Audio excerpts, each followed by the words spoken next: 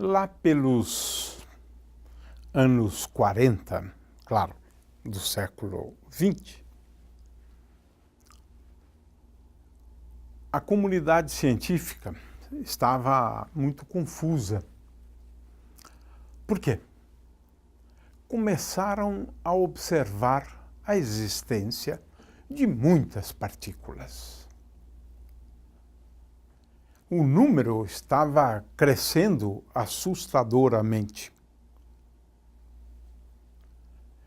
Mas, depois de um certo tempo, se percebeu que essas partículas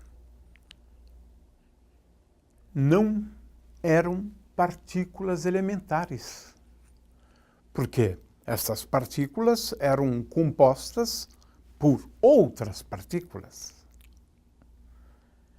Então, nós vamos falar aqui das partículas compostas. As partículas compostas, nós designamos como tais todas aquelas que são formadas a partir de quarks.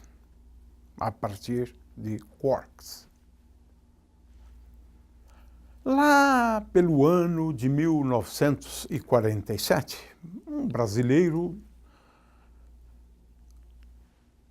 conseguiu, juntamente com sua equipe, a descoberta de uma partícula conhecida como meson pi. Sim, estou falando de César Lattes.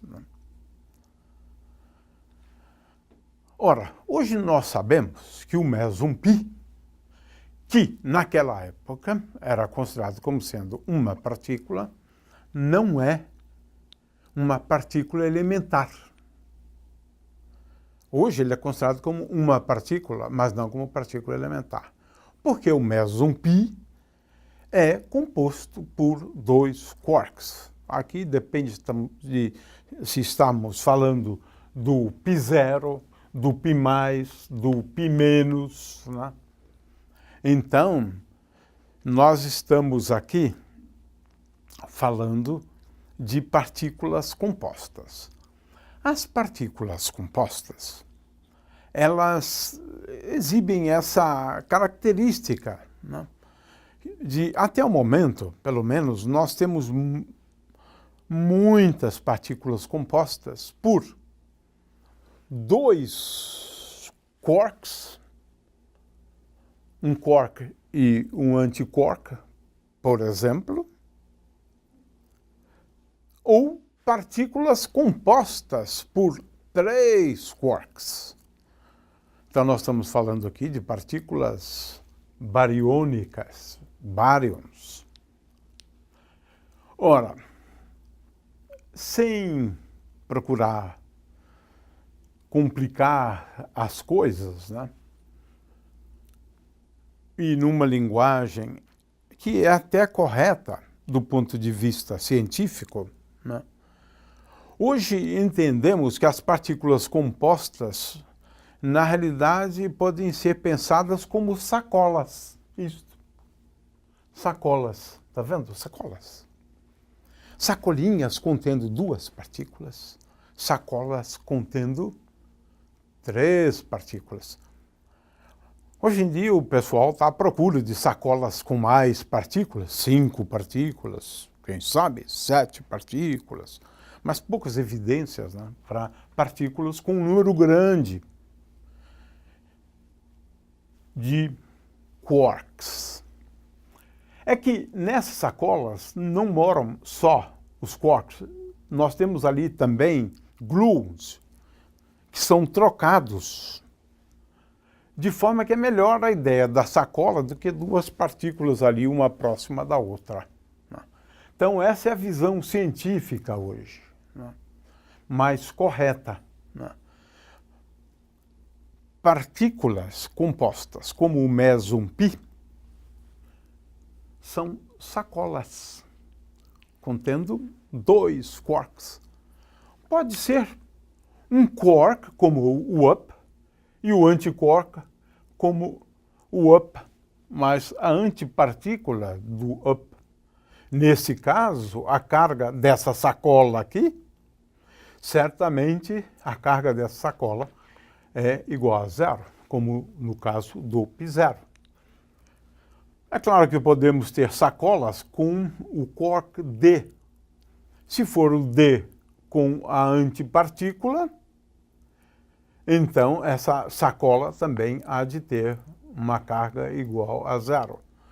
Se for o charmônio, estado ligado com o charme, aqui nós teríamos o charme e o anticharme, por exemplo, né? Ou o quark up e o down. Aí nós temos uma partícula de carga positiva, que agora é igual a 1. Por exemplo, o π+. Pode ter partículas também, ou sacolas, com carga igual a -1, como o π-, né? Ora, nós podemos agora também pensar em sacolas, né, contendo 3 quarks, e claro que gluons também, porque afinal de contas, gluon é isso, é cola, no sentido de cola, algo que mantém essas partículas aqui.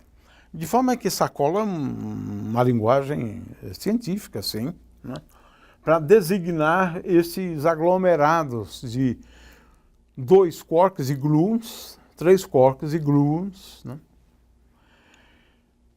Mas vamos agora falar de aglomerados de 3 quarks. Eu tenho aqui um aglomerado com 2 quarks up. Tenho 2 ups. E tenho aqui um down. Down. Ora, carga 2/3, 2/3, né? Menos 1/3. Esse aglomerado aqui tem uma carga Q igual a 1. É claro que em módulo. Essa carga 1 significa uma unidade da carga do elétron em módulo. Não é módulo.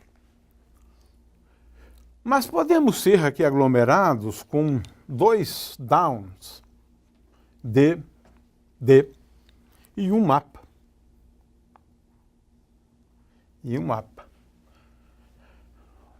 Agora, esse tem carga menos 1/3, menos 1/3, 2/3. A carga desse objeto aqui que é igual a zero. Eu estou falando apenas de uma possibilidade. Temos várias possibilidades de formar sacolas com diferentes quarks, né? Hoje nós conhecemos mais de 100 partículas compostas a partir de quarks. São estados ligados de quarks. Aqui, o que é importante é ressaltar, né, o efeito da força forte. Da força forte. Isto. Porque os quarks interagem por meio da interação forte, mediante troca de gluons. Essa é a visão, né, a respeito das interações, de forma que a interação entre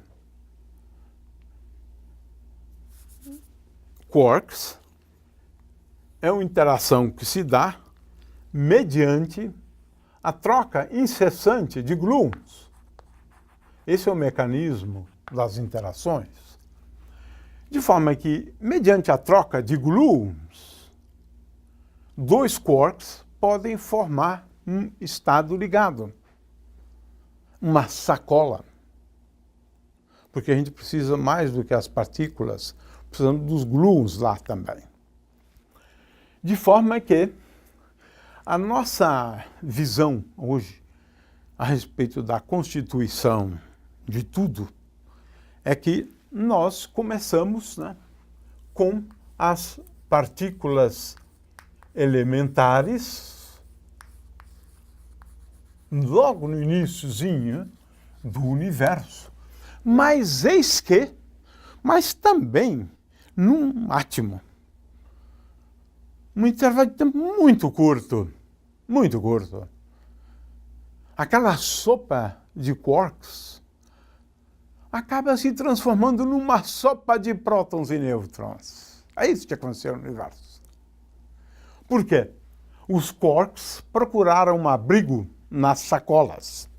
Eles não podem existir independentemente. A gente nunca vai ver um quark livre, mas esse é um outro problema, né?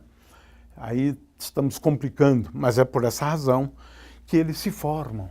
Então, houve uma fase no início do universo na qual algumas dessas partículas elementares desapareceram logo. Por quê? A partir destas partículas que estavam lá na sopa, se formam as partículas. Mais especificamente, se formam no universo dois conjuntos de partículas conhecidas como prótons e nêutrons. Então, esta sacola aqui é conhecida como próton. Hoje, a teoria moderna é esta. Prótons são constituídos a partir de dois quarks up e um quark down. O nêutron, então, esse é o próton, e esse é o nêutron. E o nêutron, ele é composto por dois quarks down e um quark up. De forma que houve uma fase no universo conhecida como bariogênese. É a gênese dos baryons. É uma fase na história do universo onde rapidamente os quarks up and down praticamente desapareceram, dando lugar a quem? Prótons e nêutrons, de forma que houve uma fase no universo onde os prótons e nêutrons foram formados. Os prótons e nêutrons não estão desde o iniciozinho do universo, mas desde o início do universo. Porque numa determinada fase na história do universo, aqueles quarks que estavam na sopa são utilizados, essas partículas elementares são utilizadas para fabricar partículas, prótons e nêutrons.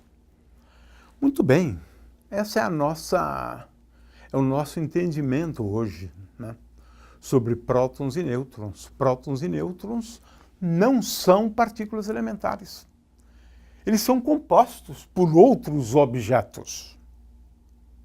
O próton é composto por dois quarks up e um quark down. Por isso que a sua carga elétrica é igual a mais um. O nêutron, aí nós temos, além do próton, um antipróton. No antipróton, nós temos aqui o anti-up e o anti-down. A antipartícula do up e do down. Mas o que a gente sabe é que não foram formados muitos antiprótons no início do universo, não. Isso é um problema que a gente não entende direito, né? Foram só prótons e nêutrons. Claro que existem antinêutrons também. Mas foram só prótons e nêutrons que foram criados, né, no início do universo, né? Então, houve uma fase na qual os ingredientes da sopa mudam, né? Mudam. Eram estas partículas elementares e repentinamente começam a surgir essas sacolas no universo.